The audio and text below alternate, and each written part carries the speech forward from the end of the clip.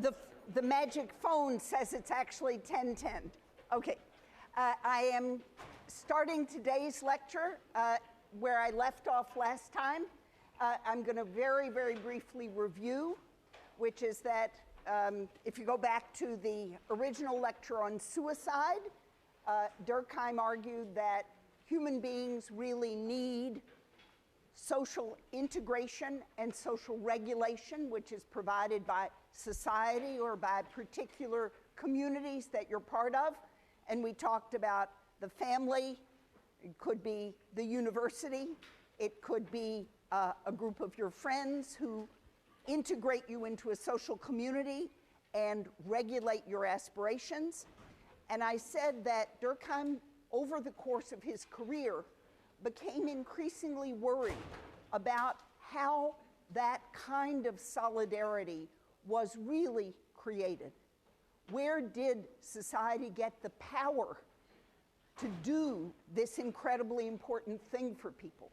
So for him, it's not just obvious that human beings depend on society, all right, but where does society get the power to become the thing that human beings depend on? And I said that his deepest investigation of that question comes in the great book, Elementary Forms of Religious Life, of which you are reading a tiny, tiny section, although probably the most important 15 pages or 10 pages, I'm not sure exactly how much it is, in that great book. And that is Durkheim's attempt to understand what it is about social life upon which people depend and of which they stand in awe. And he goes to an analysis of the nature of the sacred, and we talked about the sacred as something that is created by separating the sacred and profane and reinforcing that separation through ritual activity. So part of what you're reading about this week is the amazing power of ritual.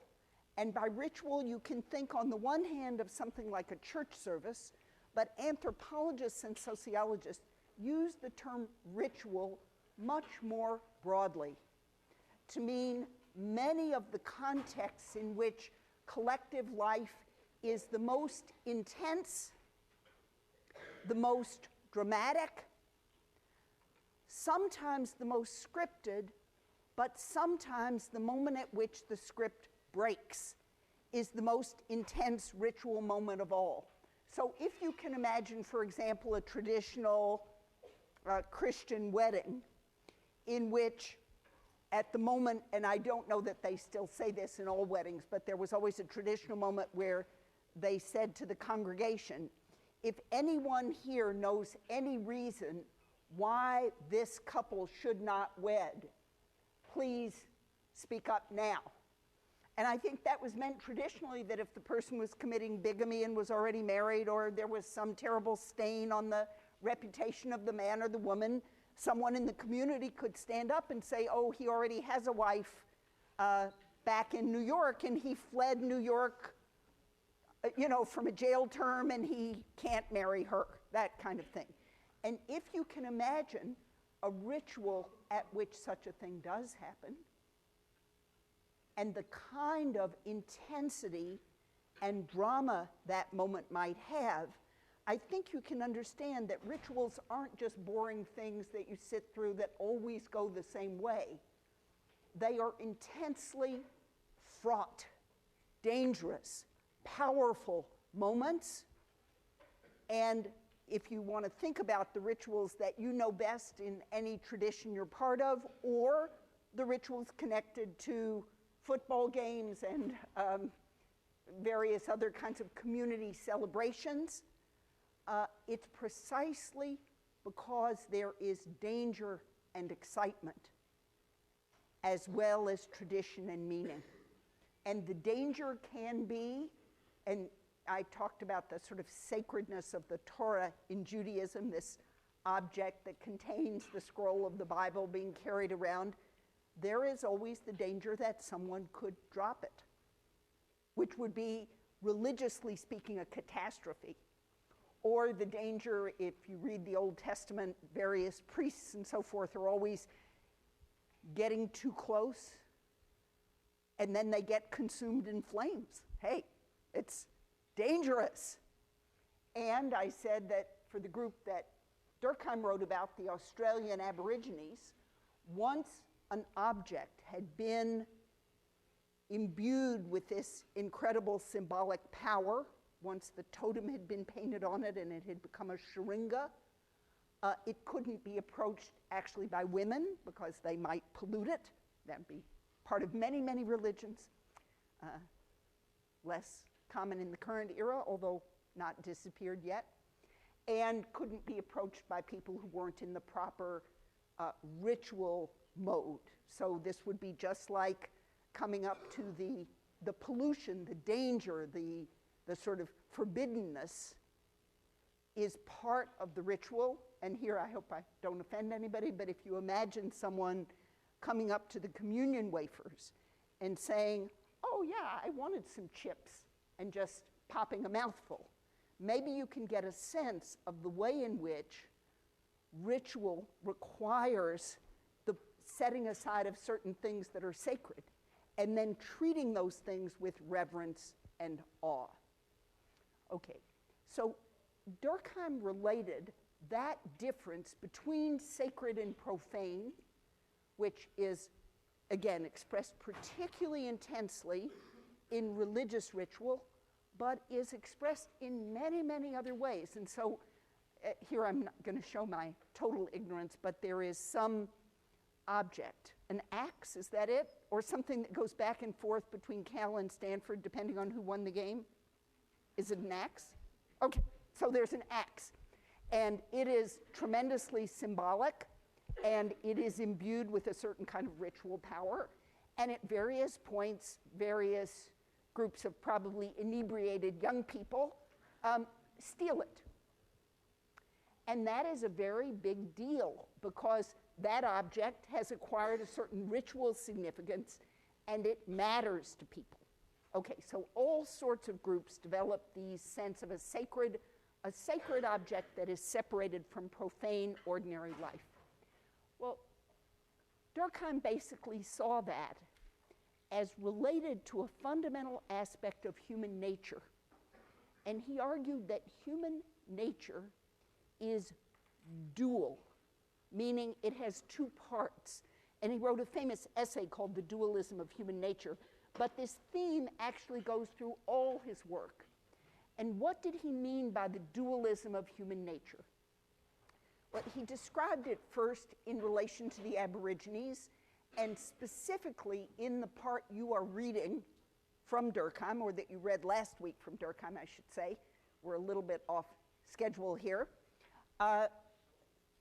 He said that the Aborigines spend much of their lives in very small bands, wandering around, gathering roots and, finding holes depressions in the ground where they can collect water and so forth, just taking care of their ordinary bodily needs. And during that time, life is ordinary, and they feel like their ordinary selves. And then they come together periodically, once every many, many months, for these incredibly intense ritual celebrations. And these are the things you're reading about, or that you did read about last week. And this might be a ritual involving both lighting fires, staying awake all night, dancing around the fire, becoming utterly exhausted. Many groups use substances that actually alter consciousness. So some Native American groups used psilocybin mushrooms, and many other groups have used alcohol in this way, and many other groups simply use a combination of, say, drumming and chanting and exhaustion that actually completely alters people's mental state.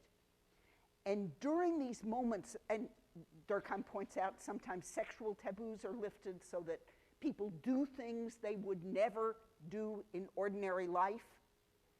And at those moments, people feel utterly different. They are inhabited by a kind of consciousness that's not available to them in ordinary life. They are, and we have words for this, they are carried away, swept up in the crowd, out of their minds, right? We use these phrases about ourselves. I was at the game and I screamed my head off. I was out of my mind with excitement. I was at the party and the music was so loud, I was out of my mind. I was, again, carried away. I was beside myself. Think of all these phrases we use. What does it mean to say I was beside myself with excitement? It literally means that you felt you were standing outside yourself, right? I was beside myself with excitement.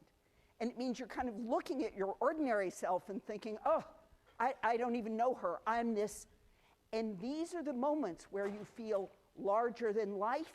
You feel carried away. Another of these phrases. You feel swept up in some overwhelming experience. And those experiences, Durkheim says, directly represent the fact that you actually do have two selves. An ordinary self that is based in your bodily experience and your sensations and your perceptions of the world, and a collectively generated self that becomes animated and full of life and excited and sort of turned on, all these phrases, when you are in these collective settings. And he argues that this aspect of human experience is, first of all, a universal, that everyone has a sort of ordinary self and an awareness that they are also part of something larger than themselves. And that is particularly intense in these ritual moments, and you must have learned this already in section, of collective effervescence, right? Everybody knows that term? Collective, yes? Yes. If not, I'm firing all the GSIs. Oh, no, you do have to know it. Okay, so you should then, at those moments of collective effervescence, you experience in intense form what is always true, which is that a huge part of your consciousness and your experience actually doesn't come from you and isn't directly under your control. What language do you speak? Not one you invented. You speak a language, or languages if you know more than one, that you learned from your family and that come from the society around you. People who are cut off from social contact, we've actually seen this in Guantanamo, where some people have been kept in complete isolation for years. They really lose their minds in the sense that they no longer, they can't, and it is one of the most damaging experiences a human being can have. Prisons do this, many different prisons. Complete social isolation is basically an unendurable state for human beings. And we, as Durkheim says, get energy from our social relationships. We get animated by them. We find them life-giving. We find that they awaken us. They turn us on. They move us. They carry us away. And he points out that the Western religious traditions speak of this very clearly in symbolic terms. They say, first of all, that you were created by God. That's the language in which some understanding of this is expressed. And that you are made up of two parts, one of which is your soul, right? So what does it mean to say human beings have a soul that comes from God? Well, it means something like there's a part of you that isn't just reducible to your ordinary concerns, your, where am I going to have lunch today? Will I get my homework done on time? Do I have time for a quick phone call with my family? Will I get to work or be 5 minutes late and get, yes, yes, yes, you have all that. And then says at least one powerful religious tradition, and other religious traditions have other ways of expressing the same thing. You are also part of something that existed long before you and will exist long after you, that is eternal, and it animates you, and at some level gives you life. And that's the consciousness Durkheim is talking about here.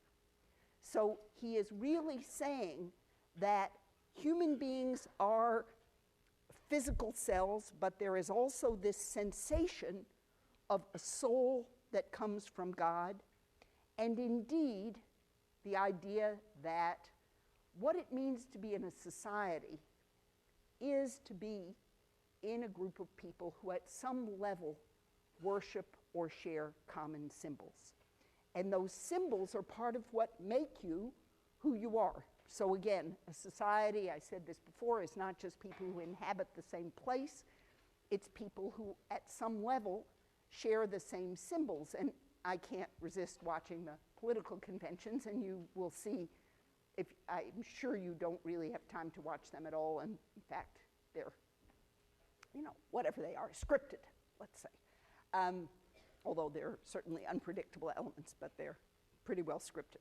But you will see lots of discussion about the fact that we are American, and what it means to be American is to believe in opportunity and freedom and this and that. And you might be a complete cynic. Indeed, in some ways, I might teach you to be more of a cynic. I hope not, actually, but that's a danger of going to college, and certainly a danger of taking sociology. But you will see that what people are referring to there is a set of symbols that define a larger community of which it is presumed you are a part.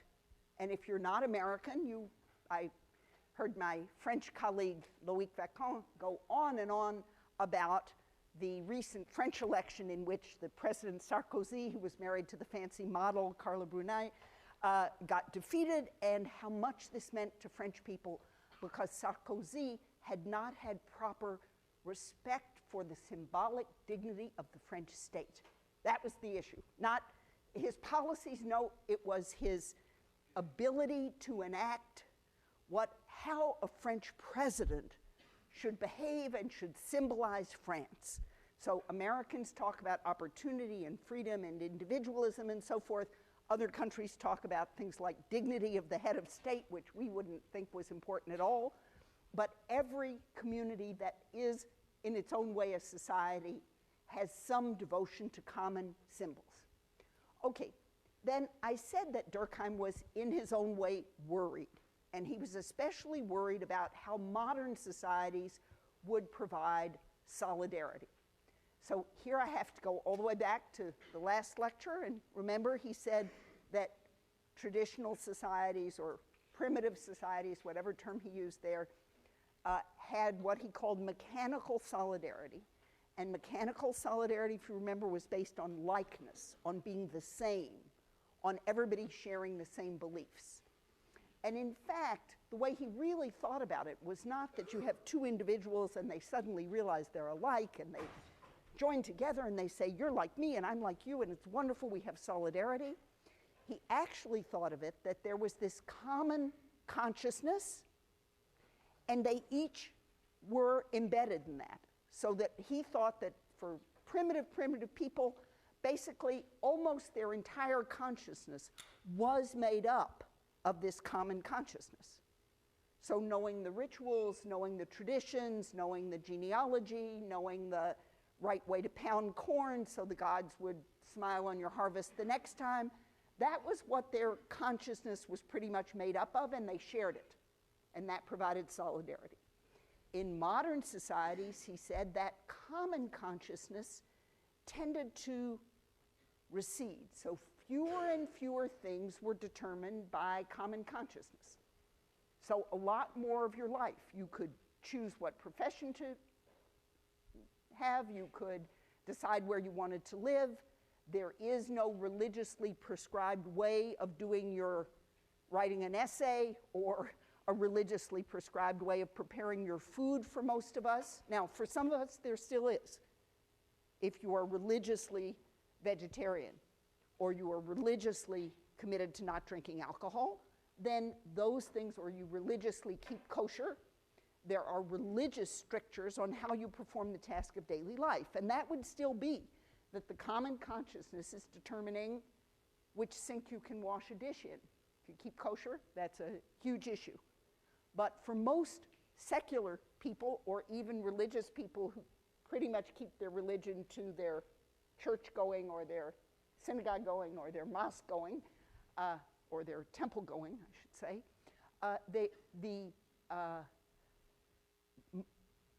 most aspects of life are no longer governed by the common consciousness. So you can sort of think of it like there are all these people here and they used to be filled up with the common consciousness, and then the common consciousness is sort of receding. So it's still there, but it covers less of life, and it covers less of your own consciousness, right? But he made the point that there are some things that still are very, very powerful in the common consciousness of modern societies, and especially a belief in the individual. So that one of the beliefs that is the most widely shared in modern society, so not just in American society, remember, Durkheim wrote this at the end of the 19th century, basically, in France, and even then he was saying one of the central principles of modern society is a shared belief in the individual, a shared belief in individual human dignity, a shared belief in human rights, right? And so if you look at international discourse, if you look at the UN, if you look at the International Criminal Court, it is amazing how powerful the belief in individual rights and individual autonomy all over the world has become and continues to become. And that, he argued, is the thing that modern people still regard as sacred. So they have a common belief in the sacredness of the individual. And when we get to reading, so it's not next week, but the week after, I think, Goffman's Asylums, you will see, you can think of that book as being about the rituals through which the reality and dignity of individual human beings are recreated and affirmed in minute aspects of daily life, day in and day out. So if I fail repeatedly to learn your name after knowing you for months, you feel disrespected. If you were in my section and I just called you you, or worse yet, never made eye contact and said, this is really, they do this in mental hospitals, well, Goffman writes about this, but if I'm asking you to move over, but instead of saying, could you move your pencil over, it's in my way or something, which would be, if I just say, move over, and I don't look at you, woo, woo. So Goffman makes you aware that this respect for the individual is actually enacted day in, day out, every time someone greets you by name, every time someone shakes your hand, every time someone nods and smiles in the hall. And you will know you didn't get it if you don't get it, trust me. So, okay, what is the paradox? Why is this a problem, modern individualism? That in modern societies, the individual is sacred, so the collective consciousness, in some sense, is a consciousness of a shared belief in the sacredness of individuals. It's a huge problem because individualism tells you you don't have to worship anything outside yourself. In a way, it tells you that nothing is sacred. So again, think about this, the soul coming from God, or your sense of dignity as a person coming from some huge reservoir of humanity, right? Not just your own personhood, but your personhood as it is part of human dignity, human rights, humankind. That kind of dignity requires that people share a belief in something sacred. But believing in that particular kind of sacred, a sacred individual, can undermine any idea that there ought to be common belief. So Durkheim saw this as a true paradox, not just a contradiction. So every contradiction is not a paradox. A paradox is an unresolvable, built-in contradiction that cannot be, that's why it's a paradox. It's a paradox because it is internally, inherently contradictory, right? And so for Durkheim, individualism is the shared religion, the shared sacredness of modern societies, and it tends to undermine the abilities of society to hold anything sacred. So I'm going to, and I will post this online, but I found a quote from Durkheim. This is not actually from what you read, it's from The Division of Labor and Society, his first book, but he says this very, very clearly. So I'm going to end this part of the lecture by reading this quote, which is, I realize, quite long. There is indeed one area in which the collective consciousness has grown stronger in modern society, so becoming more clearly delineated in its, and that is in its view of the individual.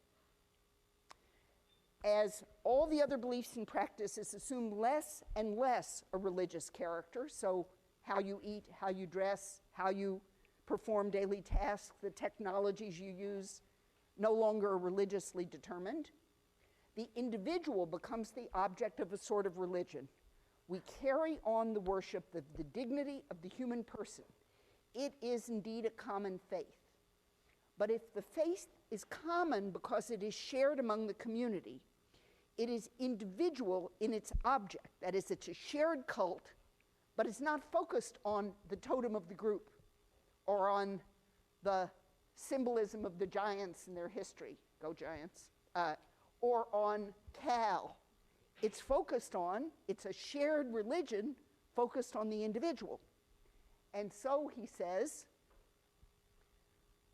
I have to get back to here so I'm not turning away from you. If it impels every will, that is every consciousness, toward the same end, the same goal, that end is not a social one. Thus it holds a wholly exceptional position within the collective consciousness. It is indeed from society that it draws all this strength, but it is not to society that binds us. It is to ourselves, right? So here is a powerful part of the collective consciousness that doesn't bind you to the collective. It binds you to itself. And that's a paradox because the very ability to hold something sacred comes from shared belief, comes from society, and yet the thing you hold sacred draws you away from society and therefore could undermine the very thing that causes the strength of the individual consciousness in the first place. So that's the paradox, and that's what Durkheim was thinking of. Okay, now I'm going to take a minute to shift to today's lecture, and I know you might think, whoops, I thought we were having today's lecture. But no, that was last week's lecture. All right, so here, this one. Excellent, all right. Institutions and identities, beautiful. All right, and I admit I owe my entire life to Microsoft, which I think I've said before. Yes? On the what? Uh-huh.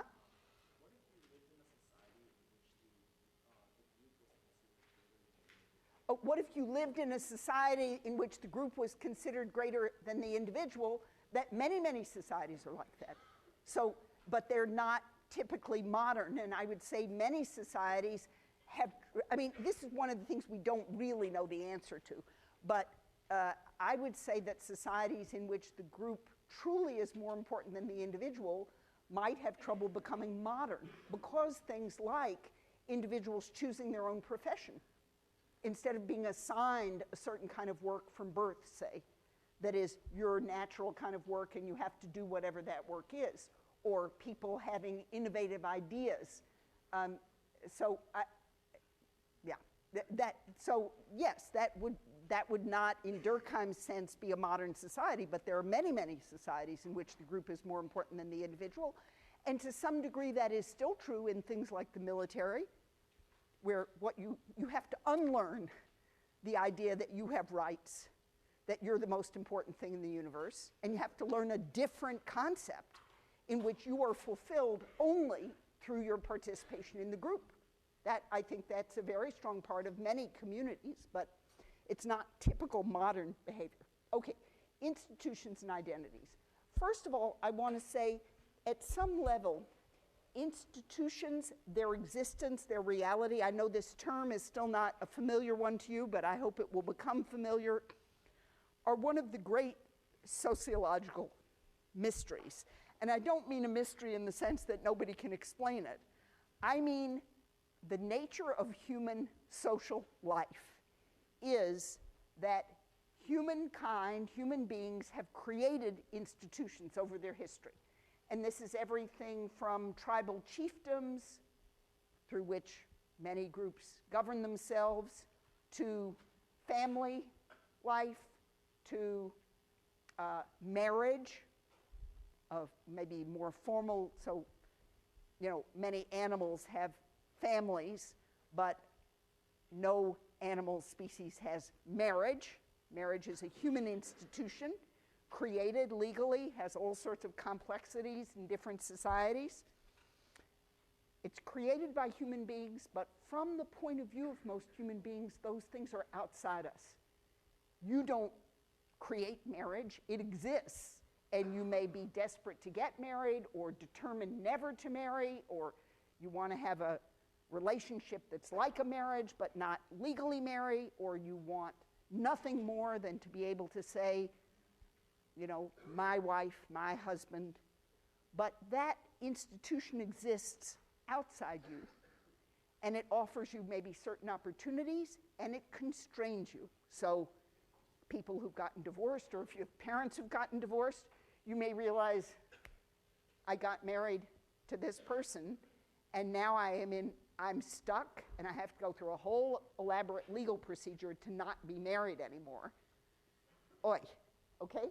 So human institutions are created by human beings, but they constrain and regulate human activity from the outside. So that's one of their mysterious sort of double features. And the second is that most institutions appear permanent. They're just the way the world is.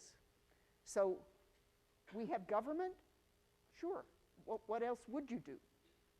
We have markets where you buy and sell things? Well, of course. And we feel that they have been that way since the beginning of time. In fact, most societies, for most of human history, literally thought that their institutions were eternal, that they had been given by the gods, that they had been that way since time immemorial, that they couldn't be changed. And yet all institutions, not just modern ones, all institutions are also subject to revision. And we treat them in both ways. We treat them as if they were fixed realities that we could count on, that we had to obey, that are the same, and through usually fairly gradual processes, but sometimes fairly dramatic processes, they are transformable. So they are very weird structures. And maybe this is two different ways of saying the same thing. So they are humanly created and can be altered by human beings, and yet they are treated as if they were constraining and external, and as if they were enduring and unchanging, right? So, and maybe we are more aware of their changingness than of their enduringness, whereas in earlier historical eras, I think enduringness was very important. But again, even if you listen to again, I'm obsessed, I guess through the election you're going to have to put up with a little more political discussion than you might otherwise. Discussions of the Constitution. There is a sort of founding institutional document, and there is enormous discussion about the permanence of the Constitution, and then of course various groups who want to amend the Constitution, but nonetheless, the idea is that this is kind of the compact, the basic agreement about what kind of society we have and what sort of society we're going to have, and it pretty much stays the same even while we try to adapt it to our contemporary life. So that's a pretty good metaphor for how institutions work in general. Okay, then what are institutions? And here, this is the definition from the reading, and also the one I used in the first lecture. And it's, I think that whole little piece from the volume is good. Oh, by the way, Bella et al. Who knows what et al. Means? So Bella is someone's last name, that's Robert Bella. But what does it mean, et al.? Yes, it means and all the other authors. So it's Latin for et alia, and it just means and others, exactly. And so just when you use it in a footnote or something, actually one of the slight weirdnesses, even though nobody cares, is that et is a whole word, it means and. So it's just, and like in Spanish, it's all those languages have the same little e word for and. Alia is actually an abbreviation. So al is an abbreviation, that's what I mean. Al is an abbreviation of alia, and so it technically is supposed to have a little period after it, but again, most publishers don't even want the period because it might take up extra room on the page. Okay, so in your readings, a pattern of expected actions of action of individuals or groups enforced by social sanctions is sort of a minimal definition. But in fact, almost all authors, including the Bella et al. Group, of which I'm one member, my middle name is Al, no, seriously. So that's Bella, Madsen, Sullivan, Swidler, and Tipton. Swidler. And I actually provided the baseball example, good for me. So most scholars use much more expansive definitions, and they are by no means the same. So people use all sorts of definitions, and I do not mean for you to memorize anything like this. In fact, memorizing definitions is pretty much not what I'm interested in. But I find this one useful. So this is a very thoughtful person. His name is, he's called Dick Scott, but anyway, W. Richard Scott. And he writes, I'm going to read it. Institutions are comprised of regulative, normative, and cultural cognitive elements that, together with associated activities and resources, boy, does that not seem to say anything, provide stability and meaning to social life. Wow, stability and meaning to social life? That we could actually recognize. And stability, remember, this is the part of institutions that we at least provisionally treat as enduring, as lasting, as permanent, as long-term. Okay, so institutions are comprised of regulative, normative, and cultural cognitive elements. I'm going to talk through a couple of examples to give you a sense of what Scott means by that, but also why these three terms are useful. And I don't care whether you memorize their very jargony words, but I'd like you to get the intuitive sense of what he's talking about. So regulative has to do, in the way I'm going to formulate it, with rules and recipes. So I like the term recipe, and you'll see why. Normative, we talked about norms before when we talked about Durkheim, and that's something more like moral rules and moral expectations, right? So how you think people ought to behave. So something like moralities. And the third is cultural cognitive elements. And here, this has to do with literally how you think the world is. So cultural cognitive has to do with your perception of things, what you think the world is like. And institutions have to do with all those three elements. So I'm going to take a couple of institutions and talk about how these things work. So first, the rules are recipes that define the institution, the cognitive cultural element. Well, first of all, I'm going to talk about something that I don't know if it is an institution, but it helps you see the way human beings create things that have rules and then treat the rules as permanent.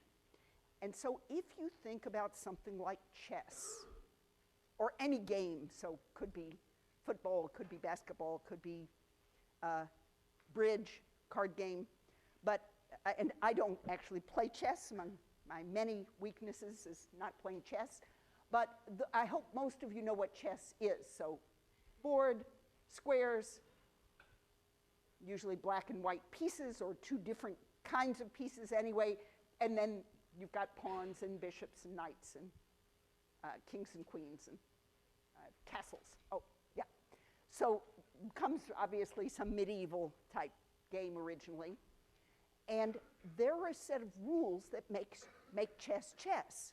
So you don't have to play chess. You can, if you're 5 years old, say, well, I want to move the big piece to that far corner, and I'm going to do it. Fine, you can do that. You can throw all the pieces on the floor when you don't win, but then it's not chess, right? Or you could use the pieces and play checkers, in which you jump pieces over other pieces and you can't stack them on top of each other very well, but nonetheless, you could imagine turning your chessboard into a checkers board, and then you wouldn't be playing chess, you'd be playing checkers. But when you constitute something as chess, you do it by creating a set of rules about what chess is, and that's what makes it chess, right? So when you create marriage, it's not that you find something that's been there since, you know, human instincts, since the beginning of eternity, and it's always, no, you constitute something as marriage. So if legally two people, and it used to be a man and a woman, but in some states now it's a same-sex couple as well, who undergo a certain ritual and according to the laws of the state apply for a certain kind of permit and go before a certain kind of official and have the official officially document it and say whatever words they're supposed to have said, like I do, and then the official documents that the proper words were said, they become married. And married is a, if you follow the rules that define what marriage is, you are in that state married.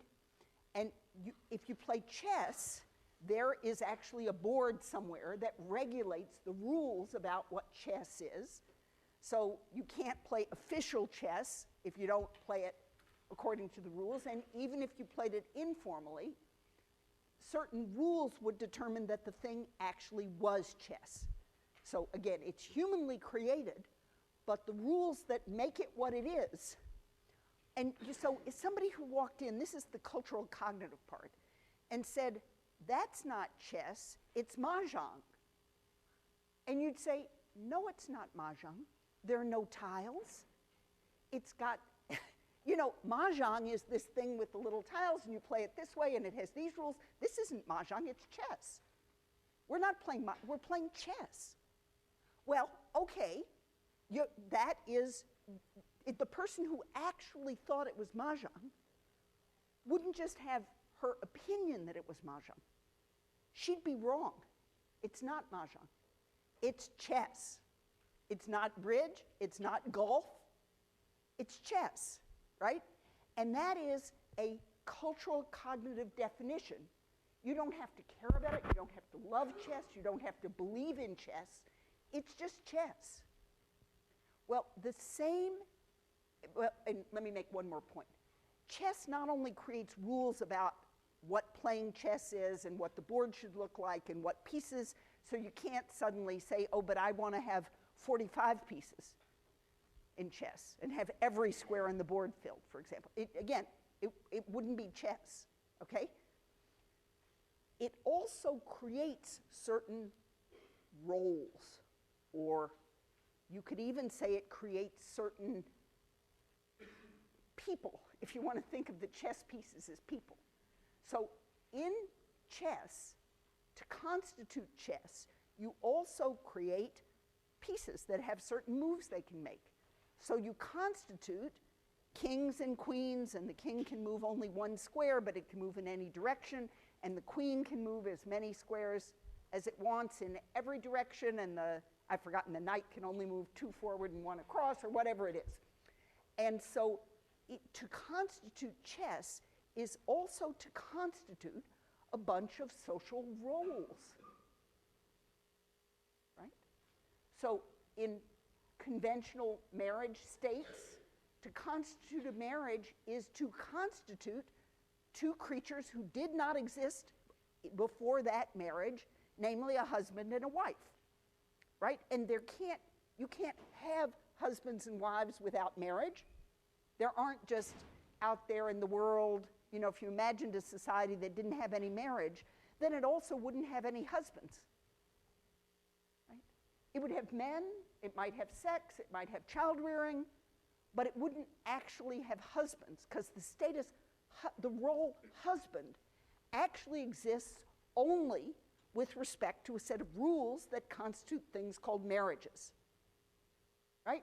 And so this way of understanding the world tells you that there is something like a recipe that is a set of cognitive rules and procedures for creating institutions.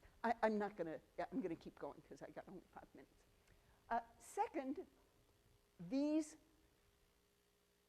institutional patterns are created linked to sanctions, and I think every definition includes that idea, that what keeps the institutional pattern institutionalized is partly that there are rewards for obeying the rules and punishments for disobeying them. Now, sometimes that's really clear, like in the Chess Federation, if you were in the international championship and you broke a rule, I don't know what that would be, but you know, took too long, or tried to move your player, insisted on moving your piece to some square it couldn't go to, you'd lose, or you'd be thrown out of the match, or something like that. With marriages, of course, if you break the rules, you end up, getting divorced, if there's very strong institutional rules. And with many, many other institutions, there are quite strong sanctions and rewards. And basically, no institutional system will survive that does not have some set of rewards and sanctions, rewards and punishments for conformity to its rules. That's the regulative part. There also are often very elaborate laws. So most of the institutions that you're reading about this week are economic institutions, they're labor extraction, and governance institutions like political systems, and they are usually in modern societies set up through law. They might not be set up through law, they might be set up through all sorts of informal arrangements. I'm going to talk about some of those next lecture, but the ones you know best are the modern ones. And then these are the part that people don't talk about as much, but that the Dick Scott definition brings in, which is the normative elements. And I would argue that all institutions generate some theory about their purposes, even chess. So chess may not have done this. I have not followed the history of chess, but baseball periodically revises the rules so as to keep the game exciting. So there was a period when hitters were just hitting home runs like mad, and what they did was raise the mound 5 inches, so how high the pitcher's mound, the thing the pitcher stands on, is actually, for American National Baseball, determined by the Baseball Commission, and they raised the pitcher's mound so as to make pitchers more effective in throwing out batters. And that righted the balance between pitching and batting to make games shorter, actually, so that they could be televised. That was one purpose, but to keep them exciting, and that actually led to pitchers becoming bigger. So historically, pitchers were not necessarily gigantic men, and now pitchers in Major League Baseball are huge. Typically, they're like 6'5" and 250 pounds, and they're big people. Okay, so this aspect, I actually, according to that clock, still have 1 minute, believe it or not. have purposes, and then finally moral codes, which are incredibly important. And in the next lecture, I'm going to try to show you that most of what you think about as morality in everyday life, moral dilemmas that people face, are moral dilemmas that are related to institutional roles and rules, like adultery, for example. Can't have adultery without marriage. Okay.